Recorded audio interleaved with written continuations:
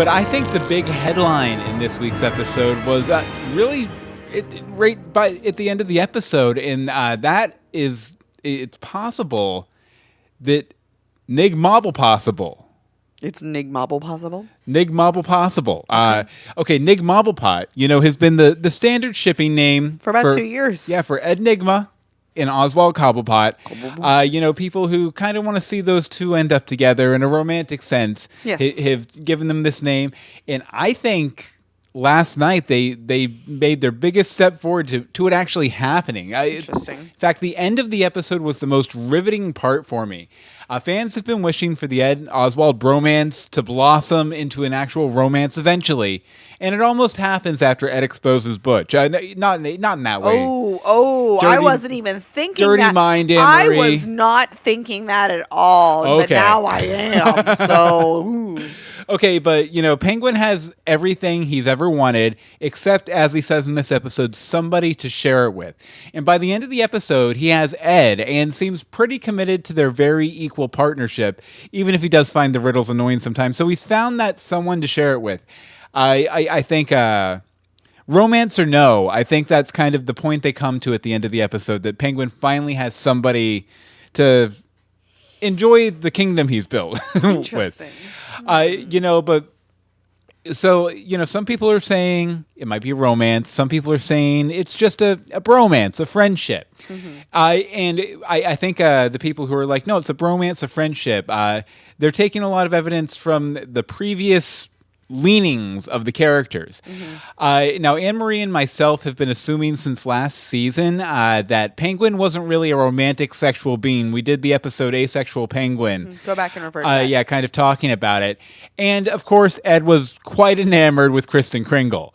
But I'm just saying, who's to say they both couldn't swing in each other's directions, even for a time? Maybe, by the time Batman shows up, maybe there is no more romance to be had between those two people. Mm-hmm. But I could see it happening.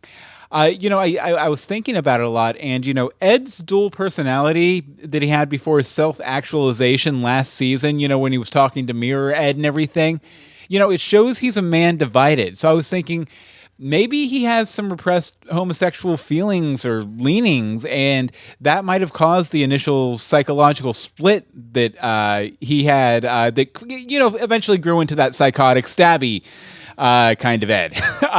So because, a lot of times, especially teenagers and stuff, if they are gay or at least lean that way, if they're bisexual or whatever, they're not in a supportive environment for that sort of thing. A lot of times they can be a person divided. I know a lot of people I went to high school with, and right after high school, who were kind of that person divided. Like, I'd see them in various social situations when they were around their family, when they were around certain friends. They were very much more closed off, different person than they were when they were around people who knew they had these feelings, or at least strongly suspected and didn't care.